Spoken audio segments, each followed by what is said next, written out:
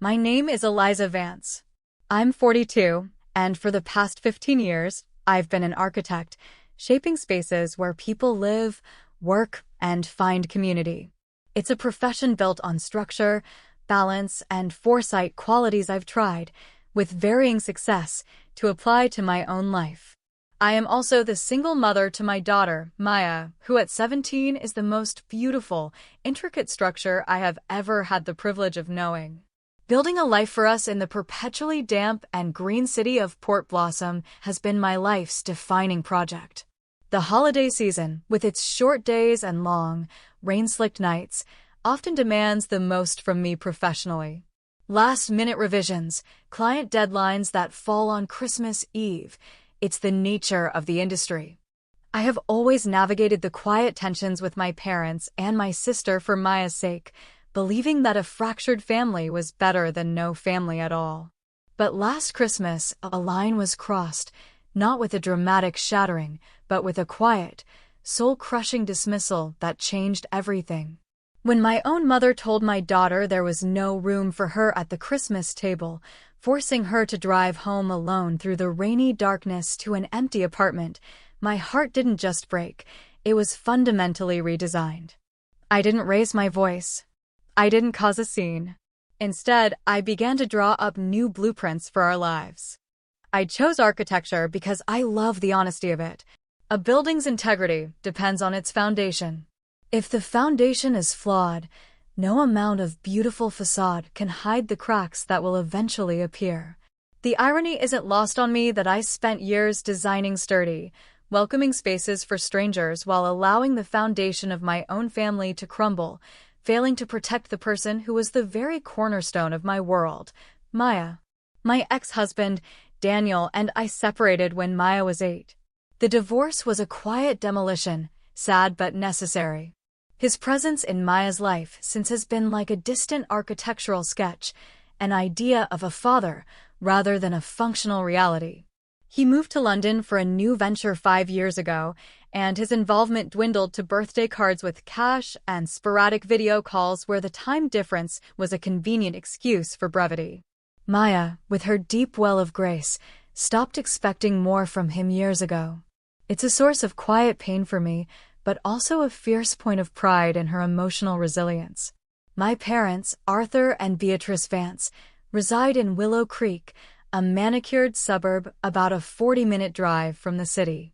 Their home is a testament to my mother's aesthetic control, a pristine mid-century modern house where every piece of Danish furniture and abstract painting is perfectly placed.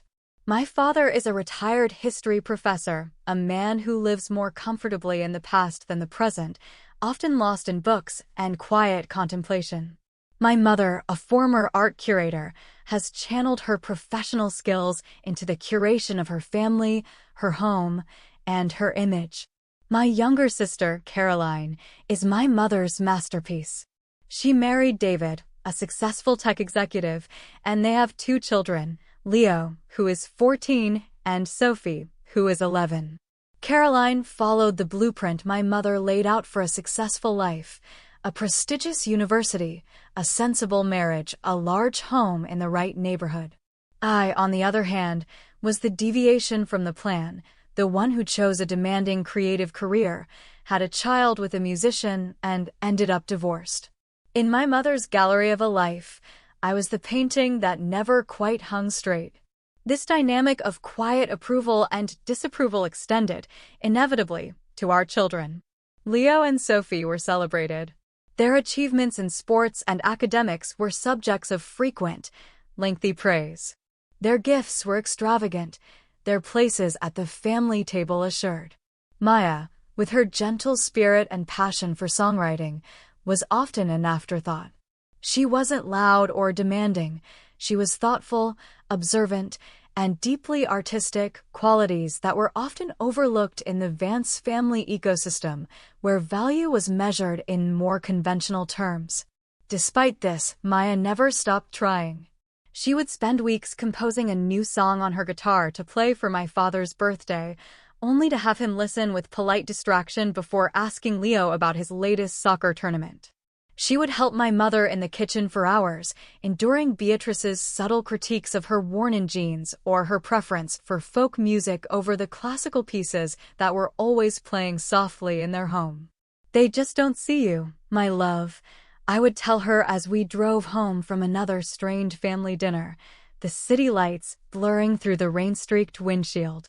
"It's okay, Mom," she would always say, her voice soft but her smile a little too tight. "I know they love me. It's just their way." The support I craved from my family, I found at my firm, Horizon Design Group.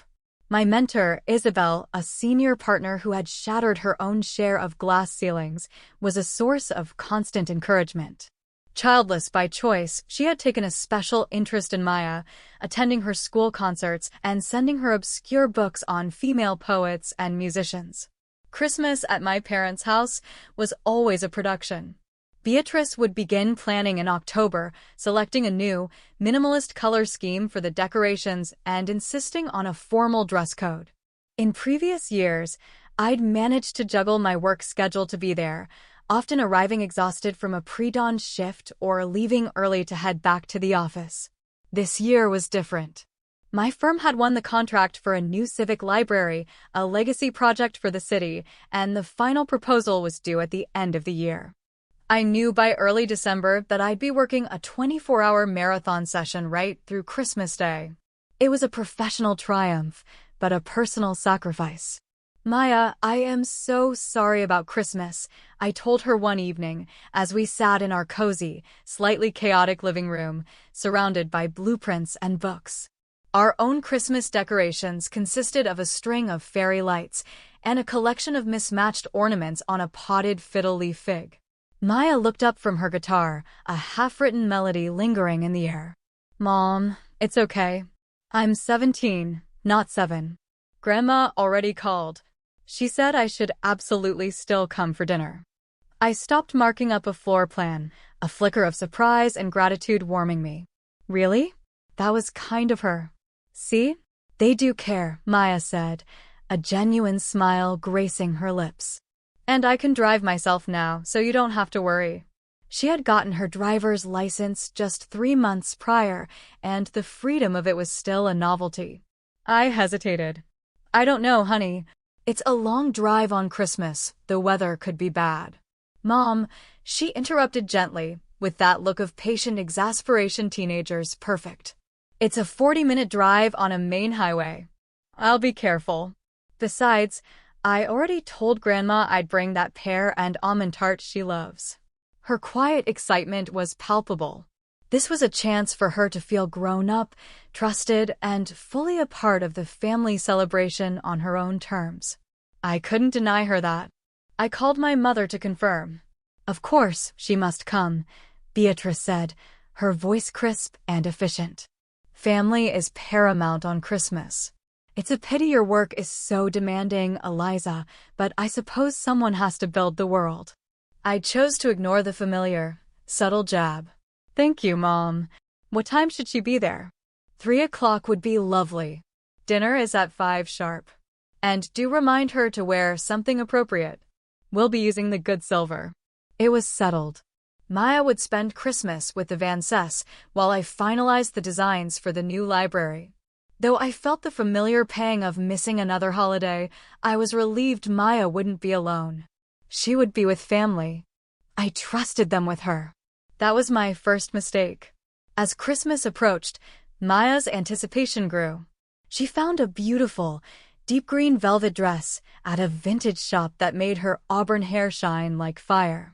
She practiced her pear and almond tart recipe until it was perfect, the scent of baking and sweet spices filling our small apartment. She wrapped thoughtful, modest gifts for everyone, each one chosen with her characteristic empathy. "You'll call me the minute you get there, right?" I asked for what felt like the 100th time. "Yes, Mom," she promised, laughing. "And I'll text you pictures of the food so you can be jealous." I tried to push down the knot of unease in my stomach. She would be surrounded by people who were supposed to love her. What could possibly go wrong? Christmas Eve was our private celebration. We exchanged small gifts, watched an old black and white film, and I helped her carefully box up the finished tart. "Does the dress look okay?" Maya asked, twirling in the green velvet, her worn-out combat boots a perfect, rebellious contrast. "You look breathtaking, my love," I said, tucking a stray curl behind her ear. "Absolutely, completely you." The next morning came with the relentless patter of rain against the windows. I had to be at the office by 7 a.m. As I put on my work clothes, a simple black turtleneck and trousers, Maya padded into the kitchen, sleepy-eyed. "Remember, drive safely," I said, pulling her into a tight hug. "Text me when you arrive, when you leave, if the music is too stuffy." She finished my sentence with a smile. "I know, Mom. I've got this. Go design something beautiful." I kissed her forehead, the scent of her shampoo a familiar comfort. "I love you, Maya. Merry Christmas." "Love you too. Now go, before you're late." The office was quiet, a ghost town of empty desks and darkened screens. Only my project team was there, a small, dedicated group fueled by coffee and a shared sense of purpose. I lost myself in the work, in the precise lines and complex calculations, the world outside fading away. Around noon, my phone chimed with a text from Maya. "Made it to Grandma's. The rain wasn't too bad. Grandpa loves my dress." I smiled, a wave of relief washing over me. I quickly typed back, "Wonderful. Having fun?" A few minutes later, "Yeah, helping in the kitchen. The house looks like a magazine." As the afternoon wore on, her texts became shorter, the cheerful tone fading. 1:30 p.m., Aunt Caroline and Uncle David just got here. They brought some people from his company. 2:45 p.m., dinner might be a little delayed. 3:50 p.m., everything's fine. Just busy. By 5:30 p.m., my team and I were deep in a structural integrity simulation, a critical phase of the project. I hadn't looked at my phone in over an hour. When I finally surfaced for a break, I saw a message that made the blood freeze in my veins. "Coming home now. Don't worry. I'm okay." My hands trembled as I dialed her number. It went straight to voicemail. I tried again, walking on shaky legs to the empty conference room, my heart hammering against my ribs. "Isabel, I need a minute," I said as my mentor passed me in the hall. "What's wrong, Eliza? You look like you've seen a ghost." My phone rang then, Maya's name flashing on the screen. I snatched it up. "Maya? What is it? Are you okay?" "I'm fine, Mom," she said, but her voice was hollow, stripped of all its warmth. "I'm on the highway. I'm driving home." "Why? What happened?" "It doesn't matter. Grandma just said, she said there wasn't enough room at the table for me." "It's not a big deal." The floor seemed to drop out from under me. "What do you mean, no room?" "Maya, tell me exactly what happened." There was a long silence, filled only by the sound of windshield wipers. When she spoke again, her voice was small, fragile. "Aunt Caroline and Uncle David brought 4 extra people. Some business partners of his. When it was time to eat, Grandma was arranging everyone at the dining table. She told me they needed the seats for the adults and that I could eat in the kitchen." I closed my eyes, gripping the phone, the cool glass a poor anchor in a swirling sea of rage. "And I said that was fine," she went on, her voice cracking. "But then she made sure Leo and Sophie had seats at the main table. And when I went to the kitchen with my plate, she came in and said that with all the activity, maybe it was best if I just went home and we could try again some other time. She said there really wasn't room and that it was all just too chaotic." A cold, quiet fire started in my chest. Did anyone say anything? Dad? Caroline? Grandpa was showing one of the guests his old maps. Aunt Caroline was laughing at something one of the guests said. Uncle David saw me getting my coat and asked if I was heading out already.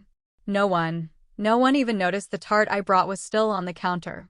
So I just left. "Where are you now?" I asked, struggling to keep my own voice from breaking. "About 15 minutes from home." "I promise, I'm being careful." "Maya, I'm so sorry." I can leave now, I can. No, Mom, she said, a flicker of her usual strength returning. You have a deadline. Your team needs you. I'm fine, really. I'll just watch a movie or something. Text me the second you walk in the door, I insisted. And leave your location sharing on. I will. Don't worry about me. After we hung up, I stood frozen in the sterile light of the conference room, shaking with a fury so profound it felt like grief. Isabel put a gentle hand on my shoulder. What happened? I told her, the words tasting like ash in my mouth. That is monstrous, Isabel said, her usual professional calm replaced by a fierce loyalty. Eliza, you should go. I can handle things here. I looked through the glass wall at my team, hunched over their monitors, at the library designs that represented months of our lives. My maternal instinct screamed at me to go home, but my professional duty held me in place. Maya was almost home. She was safe, physically. There was nothing I could do at that exact moment to undo the damage. No, I said, my voice steadier than I felt. My shift ends at 7. I'll see this through. Then I'll deal with my family. Isabel squeezed my arm. Let me know if you change your mind. And Eliza, don't you dare let them get away with this. I nodded, returning to my desk with a terrible, new clarity. As I analyzed blueprints and refined design elements, my mind was a slideshow of past slights, 1,000 small cuts that had led to this deep wound. Maya's first school concert, where my parents had left after her song to take Leo to hockey practice. The time Beatrice had gently suggested Maya's original songs were a bit melodramatic. The endless praise for Caroline's perfect life, juxtaposed with the polite silence about mine. I had absorbed it all. I had taught my daughter to absorb it, for the sake of family. A text from Maya finally came through, home safe. I felt a small measure of relief, but it was quickly followed by another wave of anger. We texted back and forth when I could steal a moment. Is there food? The leftover risotto is in the fridge. Found it. It's okay, Mom. Please don't worry. Did anyone from Grandma's call you? A long pause. No. No one. That simple, devastating no solidified my resolve. During a brief dinner break, I called our elderly downstairs neighbor, Mrs. Gable, a kind widow who had a soft spot for Maya. Eleanor, I'm so sorry to bother you on Christmas, I began. Eliza, dear, it's no bother at all. What is it? I explained the situation in a choked voice. I just hate for her to be alone with microwaved risotto for Christmas dinner. Say no more, Mrs. Gable said, her voice full of warmth and indignation on our behalf. I made enough roast chicken to feed an army. I'll take a plate up right now. Thank you, I whispered, my voice thick with gratitude. The spare key is under the ceramic owl. I know where it is, dear. You just finish your important work. We'll look after your girl. The final hours of my shift were a blur. I reviewed electrical plans, cross-referenced building codes, and provided feedback with a mechanical precision that belied the storm raging inside me. I was functioning on pure adrenaline and a deep, simmering rage. The library we were designing was meant to be a sanctuary for the community, a place where everyone was welcome. The hypocrisy was a bitter pill. As I drove home through the deserted, rain-swept streets, the festive lights of other homes seemed to mock me. They were beacons of warmth and belonging, everything my daughter had been denied. With every mile, my determination grew. No more excuses. No more prioritizing my parents' comfort over Maya's emotional well-being. Tomorrow, I would build new boundaries, with foundations of steel and walls of glass, so they could see exactly what they stood to lose. Tonight, however, was for Maya. My real family. My only essential structure. I arrived home just after 7:30 p.m., letting myself into our apartment as quietly as I could. The only light came from the fairy lights on the fiddle leaf fig, casting a soft, melancholy glow. On the coffee table was a plate with the remnants of Mrs. Gable's roast chicken and a half-eaten baked potato. Beside it was the pear and almond tart Maya had baked with such care, still in its box, untouched. On top of the box was a small, folded piece of paper. I opened it.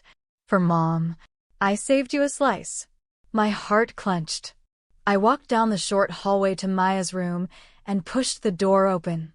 She was curled on her side, still wearing the green velvet dress, fast asleep.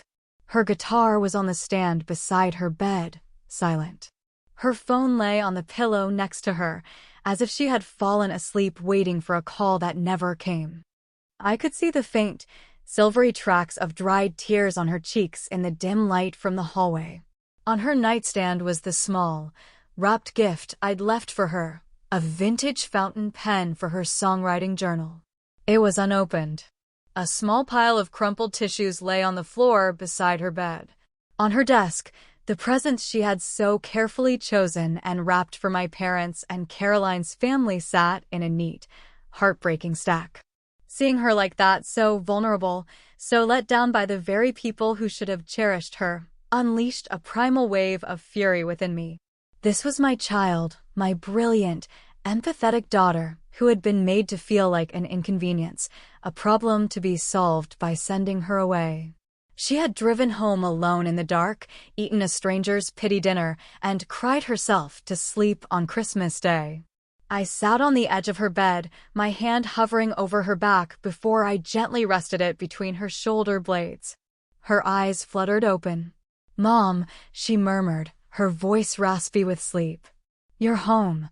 "I'm home, my love," I whispered, stroking her hair. She sat up slowly, the events of the day returning to her face like a shadow. "How was work?" "Forget work. Tell me everything. The real story." Maya hugged her knees to her chest, the velvet of her dress wrinkled. "It's not a big deal, Mom. Honestly, it is a very big deal to me, Maya. Please." She took a shaky breath. "I got there around 3. Grandpa said I looked lovely. He helped me carry in the tart. But when Grandma saw me, the first thing she said was that my boots were tracking in mud. I took them off, but it started everything off on the wrong foot. My jaw tightened, but I stayed silent. I tried to help in the kitchen, but she kept rearranging everything I did. When Caroline and David got there with his colleagues, the whole atmosphere changed. It became a performance. David was loud, telling stories, and Grandma was so focused on impressing his guests. She twisted a loose thread on her sleeve. When it was time to eat, I started putting out the name cards she'd made. There wasn't one for me. That's when she pulled me aside and said there'd been a seating miscalculation and asked if I'd mind eating in the kitchen, since I was family and would understand. I could picture the scene with painful clarity. I said it was fine. I really didn't want to make a fuss. But then I saw her place Leo and Sophie at the main table. When I asked her about it, she said David's guests wanted to hear about their ski trip, and it was important to make them feel comfortable. Maya's voice dropped to a near whisper. So I went to the kitchen. But it was where they'd set up the bar, so people kept coming in and out, laughing and talking around me. One of David's partners asked me if I was the caterer's daughter. My hands clenched into fists in my lap. After a few minutes, Grandma came in, looking stressed. She said my being there was making it difficult for people to get to the drinks and that the kitchen was a service area, not a dining room. And then she said it. Maya's eyes filled with fresh tears. She said, "You know, darling, with all this chaos, perhaps it's for the best if you just head home. We'll do a proper catch-up when things aren't so mad." She smiled when she said it, like she was doing me a favor. "And Caroline?" I asked, my voice dangerously quiet. She was in the doorway. She heard the whole thing. She just looked at her shoes. She didn't say a word. Maya finally broke down, the sobs she'd been holding back all evening shaking her small frame. "No one wanted me there, Mom. So I left." I wrapped my arms around her, pulling her close, letting her cry into my shoulder. "I am so sorry, Maya. I am so sorry." "It's not your fault," she muffled against my sweater. "You had to work." "No," I said, pulling back to look her in the eyes, my voice firm with conviction. "This is my fault. I have spent years making excuses for them. I've accepted the small slights, the casual dismissals, the constant favoritism. I taught you that this was acceptable. And for that, I am more sorry than I can say. But I am telling you now, it is over. It ends tonight. Maya looked at me, her tear-filled eyes wide with surprise. What do you mean? I mean that their behavior was unforgivable and there will be consequences. No one, not my parents, not my sister, no one gets to treat you like that. Not ever again. A flicker of something, maybe hope, maybe just surprise, crossed her face. Are you going to go all Mama Bear architect on them? Draw up a blueprint for their moral failings. Despite the rage and the sorrow, I managed a small smile. Something like that. Would that be okay with you? She thought for a moment, then wiped her eyes. Yeah, Mom. I think that would be more than okay. We stayed up for another hour, talking while I made us tea, and we finally cut into her delicious pear tart. I listened as she told me more, filling in the small, painful details. When exhaustion finally settled over both of us, I tucked her into her bed. Can you stay for a bit? She asked, her voice small and young. As long as you want, I said, sitting on the edge of her bed until her breathing evened out into a deep, peaceful sleep. I watched her for a long time, the quiet fire in my chest banking into a focused, steady heat. I was an architect. I knew how to demolish a flawed structure and rebuild it from the foundation up. And that is exactly what I was going to do with my family. I woke before dawn, a sense of absolute purpose coursing through me. I moved through the quiet apartment, my plan forming with the precision of a final blueprint. First, I emailed my project lead and Isabel, explaining I was taking an emergency personal day. The response was immediate and understanding. Family first. We've got it covered. Next, I gathered the few Christmas gifts my parents had dropped off for us earlier in the month, impersonal, expensive items that showed how little they knew us, a cashmere scarf for me in a beige color I never wore, and a gift certificate for a popular teen clothing store Maya found ethically questionable. I placed them in a box with the untouched gifts Maya had so carefully wrapped for them. Then, I went to the kitchen and started making Maya's favorite breakfast, lemon ricotta pancakes with fresh berries. While the coffee brewed, I made my first call. It was 7 a.m. I knew my father would be awake, reading in his study. He answered on the second ring. Dad, it's Eliza. My voice was calm, measured. I need you and Mom to understand that what happened to Maya yesterday was a fundamental breach of trust and love. She was deliberately excluded and sent home from a family gathering on Christmas Day. It was cruel and it was unacceptable. Eliza, your mother was just flustered with the extra guests, he started, his voice heavy with the familiar tone of de-escalation. No, I interrupted, my voice still quiet but unyielding. I am not interested in excuses. I am informing you of the consequences. We will not be seeing you or speaking with you until you are both ready to have an honest conversation about your behavior. That conversation will start with a sincere, unconditional apology to Maya. I will be dropping off your gifts today. We won't be needing them. From now on, Maya and I will be creating our own traditions with people who value her. I could hear my mother's indignant voice in the background. I hung up before she could take the phone. Next, a text to Caroline. I know what happened yesterday. Your silence was as loud as Mom's cruelty. I am more disappointed in you than I can say. Don't contact me until you've thought long and hard about the role you played and are ready to apologize to your niece. Her reply was almost instantaneous, a flurry of defensive texts. You're overreacting. It was an awkward situation. Mom didn't mean it that way. Maya is sensitive. My fingers were steady as I typed back. She is not sensitive. She is a human being with feelings that you and Mom decided were disposable.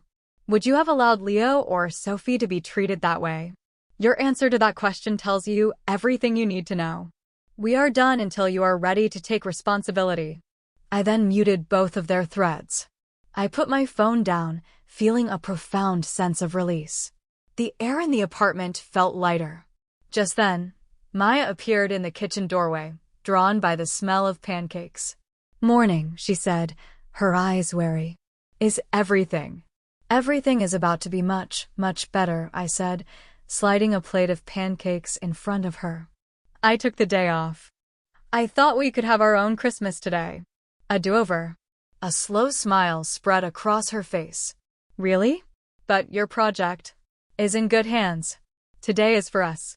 As we were eating, my phone, lying face down on the counter, began to buzz incessantly. My parents. Then Caroline. "Are you going to get that?" Maya asked. "No," I said, taking a bite of pancake. "They can wait. They've made us wait long enough." We spent the morning together, listening to Maya's favorite records, watching another old movie. I gave her the fountain pen, and she spent an hour in her room, writing, the scratching of pen on paper a comforting sound. Around noon, our doorbell rang. It was Isabel, holding 2 enormous bags from a local deli. I figured a design emergency of the familial kind required professional intervention, she said, marching into our kitchen. I brought sandwiches, salads, and an obscene amount of pastry. "And wine." Maya's face lit up. Before Isabel had even unpacked, the bell rang again. It was Mrs. Gable from downstairs with a warm apple pie. An hour later, 2 of my colleagues from the library project team arrived with a board game and a bottle of champagne.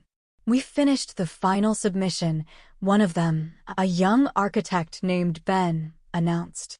"And we thought you two deserved to celebrate." Our small apartment, which could sometimes feel cramped, was suddenly filled with warmth, laughter, and the comforting chaos of true community. They didn't pepper Maya with questions. They simply included her, asking her opinion on the game, complimenting her taste in music, treating her as an interesting person in her own right. She blossomed under the attention, her natural wit and charm, so often suppressed at family gatherings, shining through. Around 3 p.m., there was another, more hesitant knock. Maya answered it. "Mom," she called, her voice uncertain. "It's Aunt Caroline." I went to the door. My sister stood alone on the landing, her face pale, her eyes red-rimmed. She looked smaller, stripped of her usual glossy composure. "Can I talk to you?" she asked, her voice barely a whisper. I looked at Maya, who gave a small, almost imperceptible nod. "Come in," I said, leading her to the small balcony off the living room, giving us a sliver of privacy from our impromptu party. "What you said in your text was right," Caroline began, not meeting my eyes. I asked myself if I would have let that happen to Sophie, and the answer was no. I would have burned the house down first. I waited, letting the silence hang between us. "I was a coward," she continued, finally looking at me, tears welling in her eyes. "I've spent my whole life trying to keep Mom happy, trying to be the perfect one." I saw what was happening to Maya, and I just froze. I chose my own comfort over her, over my niece. "And I am so sorry, Eliza." Her apology was raw, and for the first time in years, completely real. "It's not me you need to apologize to," I said gently. "I know. Can I talk to her?" I nodded and called Maya out. I watched through the glass as my sister spoke, her hands gesturing earnestly. I saw Maya's stiff posture slowly relax. I saw her nod, and then I saw her step forward and give her aunt a brief, tentative hug. "Aunt Caroline is going to stay for a bit," Maya announced when they came back inside. I told her she could. I nodded, my own eyes now stinging with tears. My sister, a woman I hadn't felt close to in 2 decades, spent the rest of the afternoon sitting on our floor, learning to play the complicated board game and listening, really listening, as Maya talked about her latest song. As evening fell and our guests began to depart, leaving us with a fridge full of food and a renewed sense of hope, Maya helped me clear away the plates. "Today was the best Christmas I've ever had," she said quietly. "Even after yesterday?" She nodded. "Because of yesterday. I saw you build a fortress for us, Mom. And then all these people came to help you guard it. That feels more like family than a fancy house where you have to fight for a chair." Her words were a balm to my soul. You're right. Family is who shows up. Are you going to talk to Grandma and Grandpa again? She asked. Yes, I said. But on our terms now. On neutral ground. As we finished cleaning, I got a text from Isabel. Heard you have a new admirer. Then couldn't stop talking about how brilliant your daughter is. And also, that landscape architect, Julian, who consulted on the library project. He asked for your number. I gave it to him. You're welcome. I smiled, a real, unburdened smile. I showed the text to Maya, who grinned. Julian? The one with the nice eyes and the ridiculously good sweaters? It's about time, Mom. That night, as I lay in bed, I realized that the foundation I'd been tending to all these years wasn't my relationship with my parents or sister, but the one I had with my daughter. By demolishing the facade of our extended family, we had revealed the true, unshakable structure that had been there all along, us. The blueprints were clear now. The future was a space we would design together. A week later, we met my parents at a quiet cafe downtown. Caroline was there, sitting next to Maya as a silent, solid support. The conversation was difficult, strained. My mother began with justifications. My father attempted to smooth things over. But this time, I didn't back down. This is not a negotiation, I stated calmly. This is the new reality. You will treat my daughter with the respect she deserves. You will value her for who she is, not who you want her to be. You will make space for her, not just at your table, but in your hearts. If you cannot do that, then we will love you from a distance. It was Maya, in the end, who broke through. Grandma, she said, her voice clear and strong, I don't need you to love my music. I don't need you to like my clothes. I just need you to love me. All of me. Can you do that?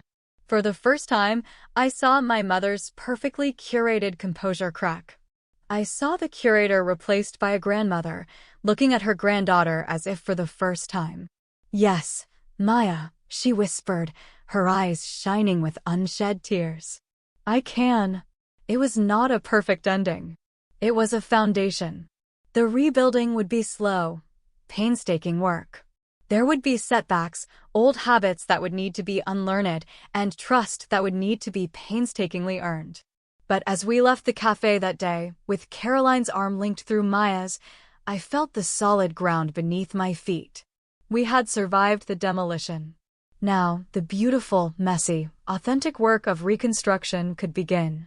Our home, the one we built of love and boundaries, was stronger than ever.